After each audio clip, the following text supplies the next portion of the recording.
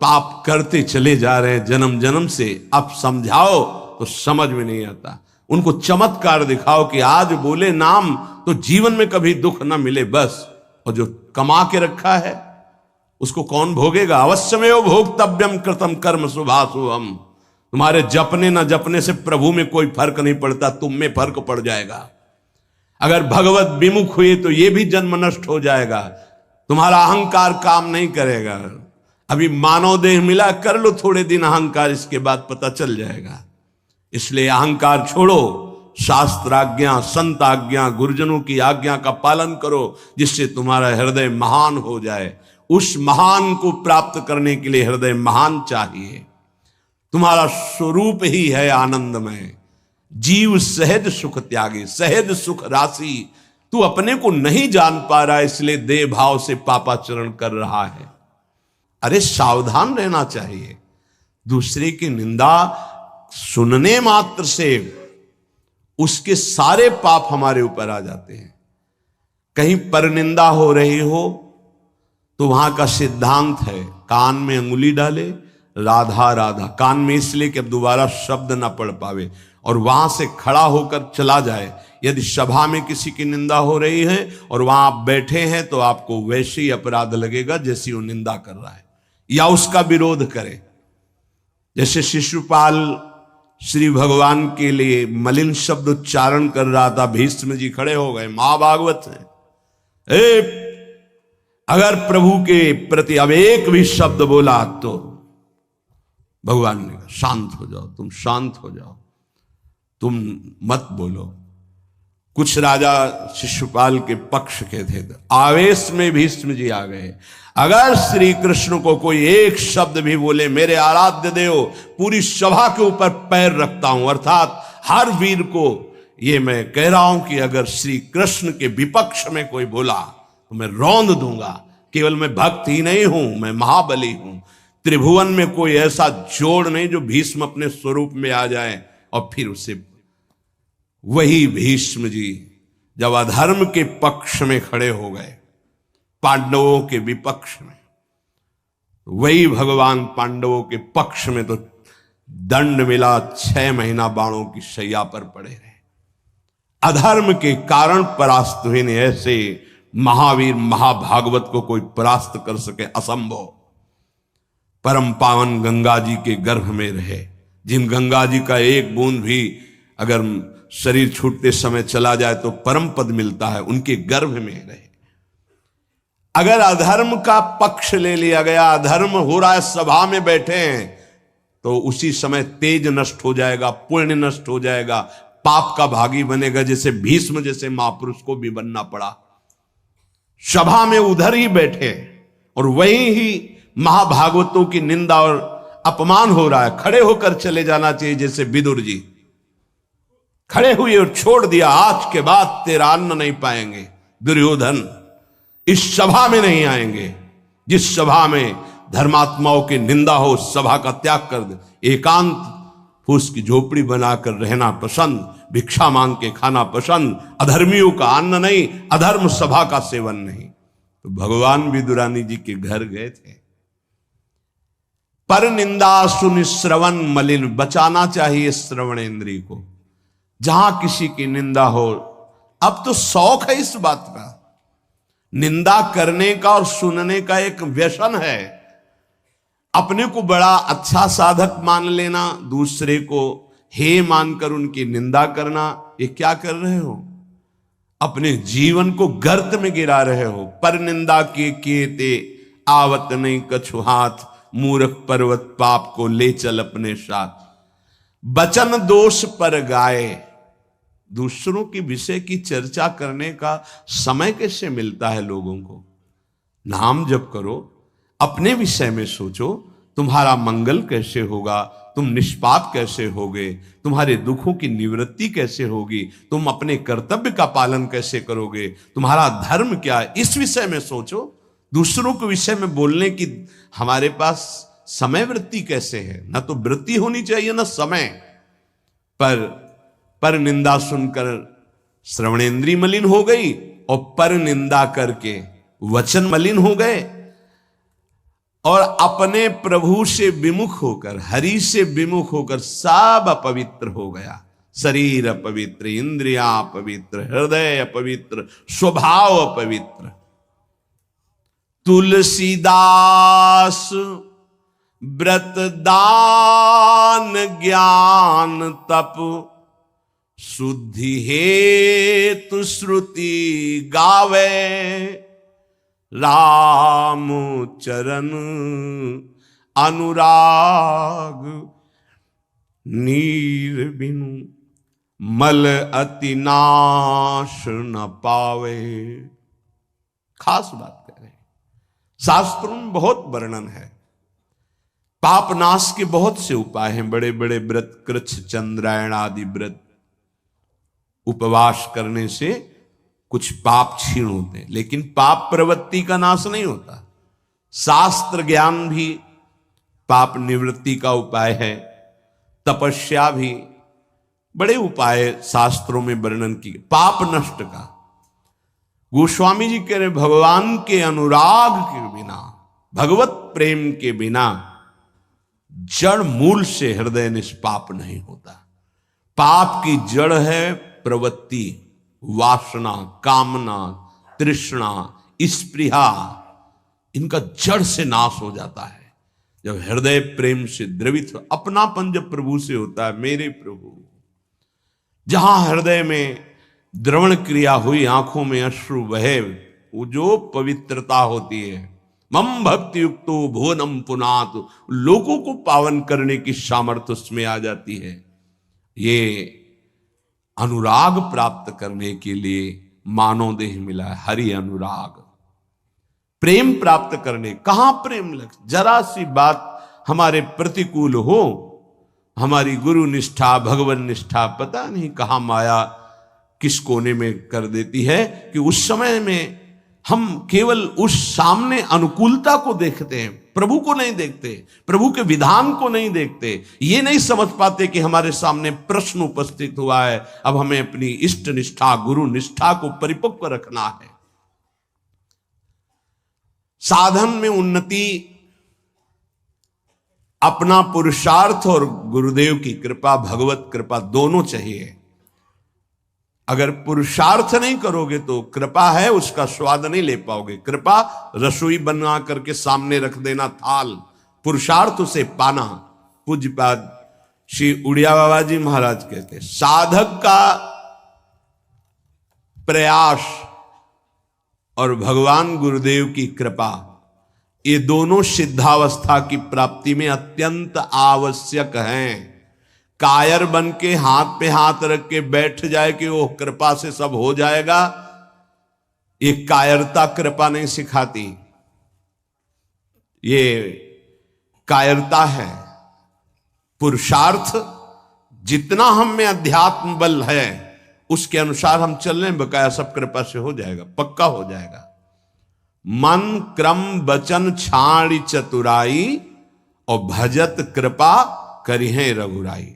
मन से, वचन से, कर्म से ये चतुरता छोड़ो, अब सब कृपा से हो जाएगा। तो तुम प्रमाद करो और तुम्हारे ऊपर कृपा का प्रभाव जागृत हो जाए, ऐसा कभी नहीं देखा गया।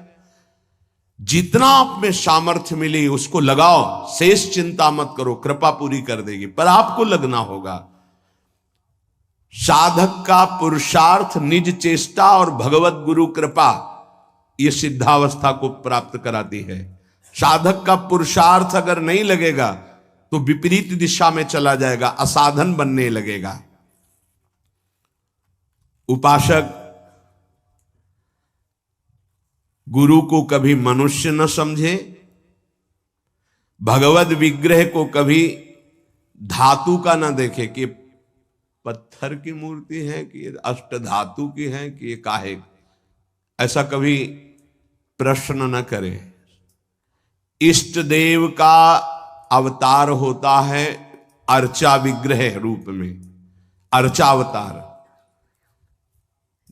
दो प्रकार से प्राण प्रतिष्ठा होती है, एक होती मंत्रों के द्वारा और एक होती भाव के द्वारा। निरंतर जो मंत्राकार वृत्ति की हुई, भजन में डूबे हुए महापुरुष है, जब तदात्म वृत्ति से श्री विग्रह की तरफ देख ले, उसी समय हलचल पैदा हो जाएगी। प्राण प्रतिष्ठा हो गई, छाती से लगा लिया, प्राण प्रतिष्ठा हो गई। मंत्रों का एक अनुष्ठान वैदिक सिद्धांत से और एक है भाव सिद्धांत। धन्ना जाट के भांग के बट्टा में कोई प्राण प्रतिष्ठा मंत्र से नहीं हुई, भाव से भगवान प्रकट हो गए थे। सिलपिल्ले बाई के भाव से भगवान प्रकट। जब हम अपने प्रभु को अपने प्रभु की भावना से प्यार से देखते हैं तो वहीं प्रकट हो जाते हैं। जैसे खंभा फोड़कर नरसिंह भगवान प्रकट हो गए प्रहलाद जी के लिए, भाव से देखा। नामदेव जी ने तो कुत्ते से भगवान प्रकट हो गए, भाव से देखा भूत से भगवान प्रकट हो गए। तो फिर श्री विग्रह में भगवान नहीं प्रकट हो जाएंगे जब भक्त भाव से देखेगा। और भाव ना हो तो भगवान में भी भगवान नहीं दिखते। दुर्योधन को कहां दिखते थे? दुर्योधन दुशासन इनको नहीं दिखते थे, भगवान में भी भगवान नहीं दिखते। गुरु को मनुष्य समझना, भगवद विग्रह को धातु या पाषाण का समझना, गुरु मंत्र को साधारण शब्द समझना, चरणोदक को सामान्य जल मानना, भगवत प्रसाद को भोजन मानना, अन्न मानना, साधु की जाति पर दृष्टि रखना, ये उपासक को सावधानी पूर्वक त्याग कर देना चाहिए। ये उपासना के बड़े विघ्न हैं। यदि ऐसा भाव बना रहेगा तो उपासना सिद्ध नहीं होगी। कभी कभी चूक हो जाती है। प्रसाद में अन्न या फल दृष्टि नहीं रखी जाती, सिर्फ प्रसाद। और वैष्णव पद्धति है, प्रसाद का किनका मुख में अगर डाल लिया जाए तो कोई भी व्रत भंग नहीं होता, चाहे निर्जला ही क्यों न हो। भगवत प्रसाद में ये भाव नहीं रखा जाता कि ये अन्न है या अमुक वस्तु है, नहीं। प्रसाद में यदि भोजन अन्न वस्तु, आज अन्न है तो कल प्रसाद कैसे हो जाएगा? प्रसाद तो सिर्फ प्रसाद है और उसका किनका डालने से हर व्रत की पूर्णता होती है। चरणामृत, जैसे जो लोग नहीं जानते, वो जब बटता है तो बोले थोड़ा जल हमको भी दे दीजिए। जल नहीं है, चरणामृत है। चरणामृत को जल समझना। प्रभु के सामने जाकर के पूछना, ये मूर्ति काहे की है? पत्थर की है, संगमरमर की है, ये धातु की है? बड़ा अपराध कर रहे हो। ऐसा कभी प्रभु के श्री विग्रह के सामने नहीं। ये संत किस जाति के हैं? ऐसा कभी नहीं। गुरुदेव साक्षात परब्रह्म तस्मै श्री गुरुवे, ऐसा भाव कहां हो पाता है? परब्रह्म परमात्मा भाव गुरुदेव पर हो पाना है तो बड़ी मुश्किल की बात है। यहां तो साधु भाव ही हो जाए, बहुत बड़ी बात है कि ये संत हैं। पूर्ण मनुष्य बुद्धि बनी रहती है। इसीलिए हमको अपने गुरुदेव में आराध्य देव नहीं दिखाते, नहीं तो गुरुदेव अपने स्वरूप को ही तो दिखाने के लिए विराजमान है। इसमें शिष्य के नेत्र की बात है। गुरुदेव तो कृपाल हुई है। जब हरिव्यास देवाचार्य जी अपने गुरुदेव के पास आए तो जब शिष्यत्व की बात की तो उन्होंने कहा, तुम्हें कुछ दिखाई दे रहा है? बोले नहीं, जाओ 12 वर्ष गिरिराज जी की परिक्रमा। फिर आए, राधे राधे। अब कुछ दिखाई दे रहा है? बोले नहीं, फिर जाओ 12 वर्ष। 24 वर्ष राधा राधा रटते हुए गिरिराज जी की परिक्रमा लगाई। जब आए बोले अब दिखाई दे रहे? बोले हाँ, आपकी गोद में प्रिया प्रीतम विराजमान है। ये अब दृष्टि आई। गुरु को मनुष्य मानना, प्रायः मनुष्य ही मानते हैं। हमें लगता है कि 1000 में कोई 1-2 ऐसे होंगे जो ये भाव हो कि गुरुदेव हमारे ब्रह्म हैं। छवि या मूर्ति विराजमान करके तो पूजा सब करेंगे, लेकिन मनुष्य बुद्धि या बहुत संत बुद्धि, उसमें भी प्रश्नवाचक चिन्ह। साक्षात पर ब्रह्म कहने को तो सामने जाके बोलेंगे गुरुर् ब्रह्मा गुरुर्विष्णु गुरुर्देव महेश्वरः गुरु साक्षात पर ब्रह्म तस्मै श्री गुरुवे नमः। विचार करो, इसमें से एक भी माना है तुमने? गुरु को ब्रह्मा माना है या हरि माना है या शिव माना है या साक्षात पर ब्रह्म माना है? बड़ा मुश्किल है। केवल कह देना अलग, बोले होना भी तो चाहिए साक्षात पर ब्रह्म। केवल बातों से कोई परब्रह्म थोड़ी हो जाता है। तो पाषाण में परब्रह्म था क्या? वो तो अव्यक्त था, तुम्हारे भाव से व्यक्त हुआ ना। तुमने परब्रह्म की भावना की तो मुस्कुराता हुआ ब्रह्म प्रकट हो गया। तो गुरुदेव तो चैतन्य ब्रह्म है। आपकी भावना यदि हो जाए, कुत्ते से विट्ठल भगवान प्रकट किए, तो भावना ही तो की प्रभु प्रभु सूखी मत खाओ, थोड़ा घी रोटी मिला, नाथ आपके लिए ही तो है। तो ऐसे देखो साक्षात विट्ठल भगवान गुरुदेव में, प्रभु आपका सर्वस्व, आपका प्राण मन तन सब, मैं आपकी ही तो उपासना कर रहा हूं, मुझे और कोई भगवान नहीं चाहिए।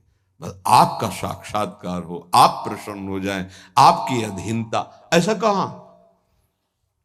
ऐसा होगा तो भाव बदल जाएगा। गुरुदेव के प्रति परब्रह्म भाव हो जाए तो साधक को कुछ करना नहीं पड़ेगा, अपने आप उसके अंदर समस्त दैवी संपदा प्रकाशित हो जाएगी। परब्रह्म भाव होना बहुत कठिन है। गुरुदेव के प्रति परब्रह्म भाव हो गया तो उस भाव की सिद्धि होगी, चराचर जगत में परब्रह्म भाव हो जाएगा। क्योंकि गुरुदेव अखंड मंडलाकारम व्याप्तम चराचरम, तो चराचर में परब्रह्म भाव होते ही वो जीवन मुक्त हो जाएगा।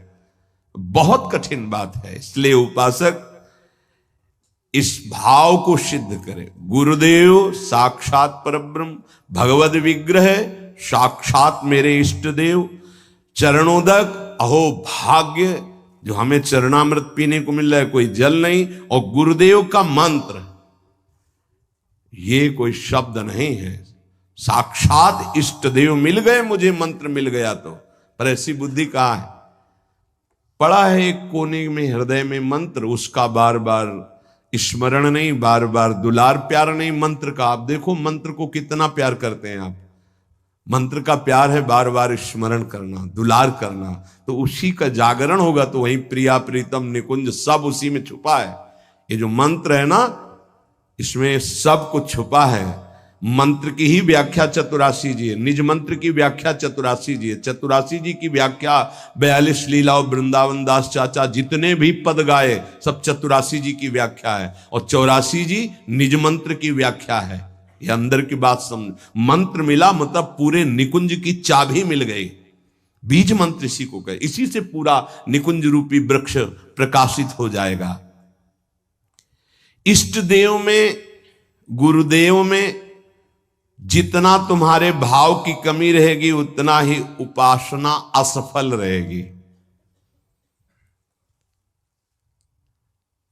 जब अपने इष्ट देव के पास कोई जाता है, जैसे यहां से कोई बोले कि बरसाने जाए, हे सुनो श्री जी को हमारी भी दंडवत कर, अहो भाग्य आपके कि आप श्री जी के दर्शन करने जा रहे, हमारी दंडवत कह देना, हमारी स्मृति, हमारी भी अर्जी लगा देना। कोई आपका है, ईर्ष्या तो नहीं होगी ना, द्वेष तो नहीं होगा, उसके प्रति जलन का भाव तो नहीं होगा कि ये तो श्री जी के दर्शन के लिए जा रहा है। ऐसे यदि हमें गुरुदेव से प्रेम है और हमें दिखाई दे रहा कि गुरुदेव इनको ज्यादा प्यार कर रहे हैं, तो हमारा उससे ज्यादा प्यार हो जाएगा। आपके हो भाग्य, कभी हमारी भी स्मृति दिला देना, गुरुदेव को ये प्रदान कर देना। गुरुदेव, उसके अंदर द्वेष तो नहीं आएगा, जलन तो नहीं आएगी। जब मनुष्य बुद्धि होगी तब जलन होने लगेगी, तब ईर्ष्या जागृत हो जाएगी। नापना चाहिए अपने हृदय में कि गुरुदेव के प्रति मनुष्य बुद्धि का लक्षण है, साधु बुद्धि का लक्षण है, या साक्षात परब्रह्म का लक्षण है। इतनी गोपी जन थी, क्या किसी को किसी के प्रति ईर्ष्या थी क्या? एक साथ बैठकर सब कात्यायनी की उपासना, एक साथ यमुना स्नान, एक साथ अनुष्ठान श्री कृष्ण को प्रीतम रूप में प्राप्त करने का। ऐसे सहस्त्रों उपासक, सही पूछो तो इतना भी अंतर नहीं, सबके प्रति प्रभु का समान प्यार है, गुरुदेव का, प्रभु का। पर जो जितना प्रभु मानेगा, जितना अपनापन करेगा, वो दूर रहकर भी अनुभव करेगा कि गुरुदेव का, इष्ट देव का हमारे प्रति सबसे अधिक प्यार है। यह सबको अनुभव होगा। यदि आप पवित्र हृदय से, भगवत भाव से, तो आपको यह अनुभव होगा कि देखो, देखें या ना देखें, बोले या ना बोले, मिले या ना मिले, मेरा हृदय कहता है कि गुरुदेव, इष्ट देव सबसे ज्यादा मुझे प्यार करते हैं। ये भगवत भाव में रहता है। इष्ट देव और गुरुदेव की परिपूर्णता के भाव में जितनी कमी रहेगी, उपासना उतनी कच्ची रहेगी। इष्ट देव गुरुदेव की परिपूर्णता में, इष्ट देव में कभी एक देशीयता का भाव नहीं रहना चाहिए। मेरे इष्ट देव सर्वत्र विराजमान है, तभी सच्चिदानंद भाव पूर्ण होगा। मन उपासना किए बिना नहीं रह सकता, इसका स्वभाव है उपासना करना। यदि प्रभु की उपासना नहीं की तो भोगों की उपासना ये करेगा ही करेगा, तुम इसे रोक नहीं सकते हो। अगर ये भोगों की उपासना करेगा तो दुख, चिंता, भय, शोक, मृत्यु, इससे तुम बच नहीं सकते हो। और मन का स्वभाव उपासना करना, ये बिना उपासना किए नहीं रह सकता। यदि प्रभु की उपासना नहीं की तो विषय की उपासना करेगा, इसलिए बचाओ इसको विषय उपासना से और प्रभु की तरफ लगा दो। तो बोले ये जानते हुए कि ये विषय उपासना पाप कराएगी, फिर भी हम इसे क्यों नहीं रोक पाते? तो श्री भगवान कह रहे हैं कि तुम्हारा ज्ञान तीन तरह से ढक गया। पहला, अग्नि में जैसे धुआं पर अग्नि है अर्थात ज्ञान है, पर धुआं हट जाए तो सही ज्ञान दिखाई दे, ऐसे पहली स्थिति उपासक की विषय उपासना की तरफ, काम वासना की तरफ जब होती है, उस समय एकदम वो ज्ञान जागृत करने के लिए सत्संग आदि का सहयोग तो बच जाएगा। नहीं, दूसरी आती दर्पण में मल की तरह, अब उसमें बड़ा प्रयास करने पर। तीसरी आती है जेर में ढका हुआ गर्भ, अब उसमें समझ में ही नहीं आता कि क्या ठीक है क्या नहीं ठीक है, जो वासना आई वैसी क्रिया हो गई। आवृतम ज्ञान में तेनो ज्ञानिनो नित्य वैरिणा काम रूपेण कौन्तेय दुष्पूरेणानलेन च। हे कुंती नंदन, ये काम अग्नि है, ये कभी तृप्त होने वाला नहीं है। जैसे अग्नि में धीरे धीरे घी डालो तो भड़केगी, वो शांत नहीं होगी। ये ज्ञानियों का बहुत बड़ा दुश्मन है, तो अज्ञानियों का मित्र है। काम से ही तो सुख का अनुभव करते हैं। संसार में शास्त्रों की संख्या में केवल काम सुख के लिए ही सारा चिंतन है। देख लो, हमें पढ़ना लिखना है, खूब रुपया कमाना है, अपनी कामनाओं की पूर्ति करनी। काम का सीधा तात्पर्य केवल एक ही इंद्रिय से नहीं, सर्वेंद्रियों के भोग से है।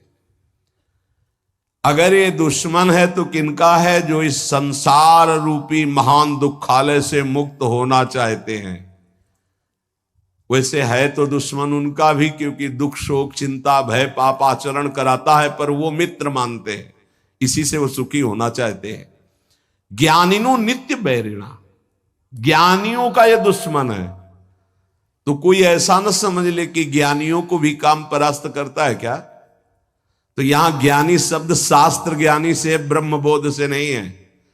ब्रह्मबोध संपन्न महापुरुष के हृदय में नहीं स्वात्मा रामम विषय मृग तृष्णाम भ्रमयति, भ्रम पैदा ही नहीं कर सकती माया। जहां आता है जो ज्ञानिन कर चिता परई बरियाई विमोह बस करई, वो शास्त्र ज्ञानी ब्रह्मबोध संपन्न महापुरुष नहीं, वहां गुंजाइश ही नहीं है। जैसे भगवत प्रेमी महात्मा नहीं, अभी वैदिक भक्ति, गौड़ी भक्ति तक हो सकता है, लेकिन अनुराग, जहां अनुरागात्मिका भक्ति जागृत हुई, प्रेम लक्षणा भक्ति, वहां प्रवेश नहीं किसी विकार का। ऐसे ही शास्त्र ज्ञान साधना तक हो सकता है काम का प्रभाव, लेकिन ब्रह्मबोध संपन्न महापुरुष के हृदय में नहीं। ऊसर बरसई तृण नहीं जामा, संत हृदय जिम उपज न कामा। भगवान कह रहे हैं दुष्पूरेणानलेन च, ये कभी पूर्णता नहीं होती काम में। अग्नि में घी की आहुति सुहाती सुहाती डाली जाए तो कभी वो बुझेगी नहीं, बढ़ती चली जाएगी। ऐसे ही कुछ लोग सिद्धांत कहते हैं भोग से योग। भाई शास्त्र तो आज्ञा नहीं करता ऐसा। न जातु कामः कामानाम उपभोगेन साम्यति हविषा कृष्ण वर्तमेव भूय एवाभिवर्धते। कभी काम भोग से कामनाओं की शांति नहीं होती और बढ़ती है जैसे आग में घी डालने से। कलयुग है, बड़े सिद्धांत चलेंगे। कलयुग में शास्त्र विरुद्ध आचरणों की बाढ़ आ जाएगी। शास्त्र सम्मत चलो, परिपक्व अवस्था आएगी तो सिद्ध हो जाओगे। सिद्धों का नाटक न करे, नहीं तो माया जब अपना नाटक खड़े करेगी तो आप टिक नहीं पाओगे। और जो सिद्ध हैं उनके आगे से लजाकर भाग जाती माया, अपना कोई प्रभाव नहीं दिखा पाती। नाटक मत करो, ईश्वर की माया बड़ी प्रबल है, डरते रहो। जब परिपक्व अवस्था आ जाएगी तो भ्रम ही खत्म हो जाएगा। आजकल नए नए सिद्धांत बनाए जाते, नई नई बातें प्रकट की जाती हैं। ये समझ में नहीं आता कि शास्त्र सम्मत आचरण करने वाला महापुरुष ही सिद्ध होता है, शास्त्र विरुद्ध आचरण करने वाला नहीं। जिस समय माया ये देखेगी कि तुम मायापति के भी ऊपर सिद्ध हो गए हो, फिर वो जब प्रश्नवाचक चिन्ह खड़ा करेगी तो फिर नहीं निकल पाओगे। यहां बड़े बड़े झुक के निकले हैं, कोई भी हो। इसलिए हर उपासक से प्रार्थना है कि दंभ नाटक पाखंड न किया जाए। धैर्य पूर्वक चलोगे तो सिद्ध हो जाओगे। तुम्हारा जन्म ही हुआ है सिद्ध होने के लिए। कभी भोगों से योग की प्राप्ति नहीं होती। जगत गुरु भगवान श्री कृष्ण से बढ़कर कोई ज्ञानी नहीं है। त्यागात शांतिरनंतरम भगवान के शब्द हैं, और ये भी भगवान के शब्द हैं। और लोगों का मन यही चाहता है कि कोई ऐसा मार्ग मिले जिससे मनमानी भोग भोगने को मिले और योग भी हो जाए। फिर क्या है, फिर तो भीड़ वही लगेगी जहां भोग से योग है। भोग त्याग से योग, उसमें तो कोई बिरला। कोई एक पाव भगत जी में मोरी। आज शास्त्र की मर्यादा को ही नहीं समझा जाता है। जो जितना मन, फिर अंत में बड़ी दुर्गति होती है। मनमानी आचरण करने वाले की अंत में बड़ी दुर्गति होती है। इसलिए सावधान, तस्मात् शास्त्रम प्रमाण। आज तक ऐसा कोई सिद्ध महापुरुष नहीं हुआ जो शास्त्र मर्यादा के विपरीत आचरण सिद्ध होके करता हो।